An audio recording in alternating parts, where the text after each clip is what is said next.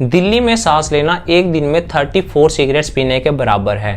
कुछ कार्डियोलॉजिस्ट के अनुसार दिल्ली की एयर क्वालिटी इतनी खराब हो चुकी है कि हार्ट अटैक जैसी सिचुएशन भी क्रिएट हो सकती है। WHO की परमिशेबल लिमिट से दिल्ली की एयर क्वालिटी 25 गुना ज़्यादा टॉक्सिक है और कुछ रिपोर्ट्स के अनुसार दिल्ली में रहने वाले लोगों की उम्र 17 साल तक कम हो सकती है। अगर ये सब दिवाली के बाद होता तो सारा दोष दिवाली पर ठहरा दिया जाता, लेकिन सच बात तो ये है कि दिल्ली के एयर पोल्यूशन में दिवाली पर फोड़े जाने वाले पटाखों का योगदान 1% से भी कम है। लेकिन अचानक से ऐसा क्या हुआ कि दिल्ली की एयर क्वालिटी इतनी खराब हो गई? क्या सारा दोष हम किसानों पर ठहरा सकते हैं कि उनकी स्टबल बर्निंग के कारण ही दिल्ली में इतना एयर पोल्यूशन हुआ? आखिर ये air quality index PM2.5, PM10 आखिर ये सब क्या है? और अगर आप भी दिल्ली में रहते हो या उसके आसपास के इलाकों में रहते हो तो आप क्या क्या सेफ्टी कर सकते हैं? तो आइए जानते हैं इस सब के बारे में। पंजाब हमारी सरकार है, पंजाब में पराली जल रही है। आज पंजाब में अगर पराली जलेगी हम जिम्मेदार हैं। केवल एक चीज मांग रहे हैं जनता से, अभी 6 महीने हुए हैं, 1 साल और दे दो।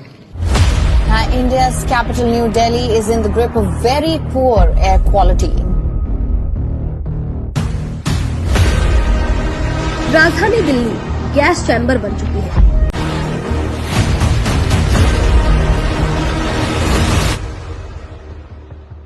आप सभी दोस्तों को दीपावली की हार्दिक शुभकामनाएं। इस वीडियो को हम 2 पार्ट में डिवाइड करेंगे, जहां हम सबसे पहले जानेंगे बेसिक टर्म्स के बारे में जिससे एयर क्वालिटी को मेजर या कैलकुलेट किया जाता है, और सेकंड पार्ट में हम जानेंगे कि आखिर एयर पोल्यूशन के पीछे क्या क्या कारण है। Part 1 basic terms. हम सबसे पहले जानेंगे कि air quality index PM2.5, PM10 आखिर ये सब क्या है और एयर क्वालिटी को कैसे मेजर किया जाता है। तो एयर क्वालिटी इंडेक्स एक रेंज है जिसके हिसाब से हम डिसाइड कर सकते हैं कि एयर क्वालिटी कितनी खराब या कितनी अच्छी है, और इसके अंदर टोटल 8 पोल्यूटेंट्स आते हैं, जैसे कि PM2.5, PM10, carbon monoxide, sulphur dioxide, nitrogen dioxide, ozone, ammonia और लेड।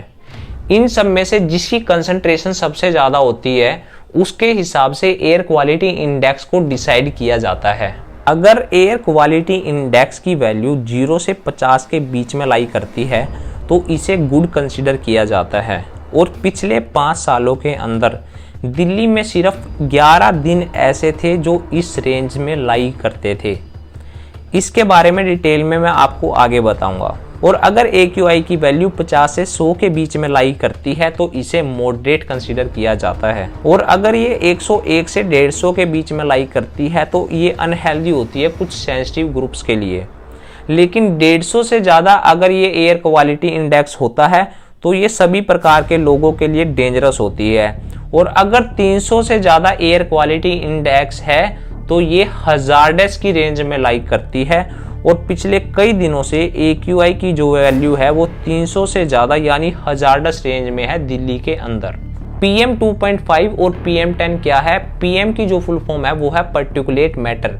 ये किसी एक टाइप के पोल्यूटेंट से नहीं बने होते, ये कई टाइप के केमिकल का मिक्सचर होते हैं, और इन्हें डायमीटर के बेस पर 2 कैटेगरी में डिवाइड किया जाता है, PM2.5 और PM10।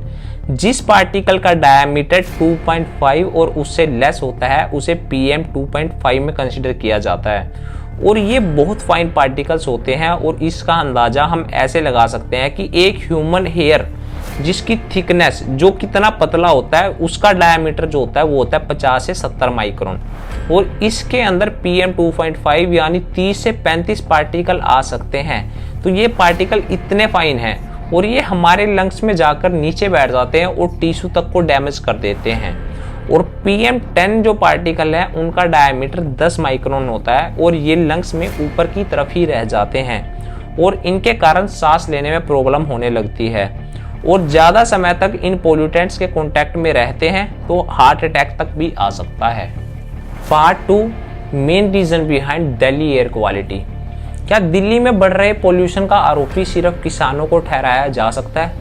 हर जगह यही कहा जा रहा है कि किसानों की स्टबल बर्निंग के कारण ही दिल्ली का एयर पोल्यूशन बढ़ रहा है, लेकिन किसान तो अक्टूबर और नवंबर में ही पराली जलाते हैं, तो AQI की वैल्यू तभी ज़्यादा होनी चाहिए लेकिन दिल्ली में जनवरी से मई तक ही एवरेज AQI वैल्यू जो होती है वो 200 प्लस रहती है और नवंबर दिसंबर में ये आकर 300 प्लस हो जाती है।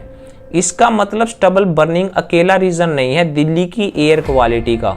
जनवरी से मई तक भी दिल्ली का एयर क्वालिटी इंडेक्स लेवल जो होता है वो वेरी अनहेल्दी रेंज में लाई करता है। दिल्ली में साल के 365 दिनों में से 200 दिन जो होते हैं वो मॉडरेट और पुअर क्वालिटी में लाई करते हैं और इसका मेन रीज़न है दिल्ली की बढ़ती पॉपुलेशन, व्हीकल एमिशन, कंस्ट्रक्शन और स्टबल बर्निंग। पूरे साल में सिर्फ 1% से भी कम कंट्रीब्यूट करते हैं दिवाली पर जो फायर क्रैकर्स फोड़े जाते हैं। अगर दिवाली पे फोड़े जाने वाले पटाखे 1% से भी कम कंट्रीब्यूट करते हैं और स्टबल बर्निंग सिर्फ 3 से 4% ही कंट्रीब्यूट करती है, तो आखिर बाकी पोल्यूशन का मेन रीज़न क्या है? तो जो 10 से 30% कंट्रीब्यूशन रहता है वो है व्हीकल एग्जॉस्ट का। दिल्ली में बढ़ती पॉपुलेशन के साथ व्हीकल्स भी बढ़ते जा रहे हैं और पेट्रोल, डीजल और CNG व्हीकल्स ही है मेन रीज़न पोल्यूशन का।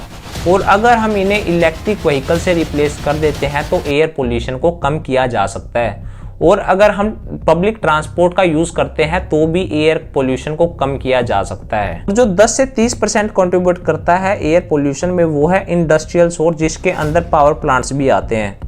3% से भी कम जो कंट्रीब्यूट करता है वो है स्टबल बर्निंग और 1% से भी कम कंट्रीब्यूट करता है वो है दिवाली के फायर क्रैकर्स। और बाकी जो कंट्रीब्यूट करते हैं वो कंस्ट्रक्शन एक्टिविटीज जिसमें से डस्ट निकलती है वो 10 से 30% कंट्रीब्यूट करते हैं। जो स्टबल बर्निंग के कारण जो एयर पोल्यूशन है वो नवंबर और दिसंबर के आसपास ही बढ़ता है। इसको सरकार कम भी कर सकती है अगर ठोस कदम उठाए जाएं तो। ऐसे आप नासा की एक वेबसाइट पर देख सकते हैं जहां पर ये रेड डॉट्स है, इसका मतलब यहाँ पर फिलहाल फायर है। और आप देख सकते हैं कि पूरे पंजाब में आग लगी हुई है। और हरियाणा गवर्नमेंट ने कुछ अच्छा काम किया है। पंजाब के कंपैरेटिवली हरियाणा में कम स्टबल बर्निंग हुई है।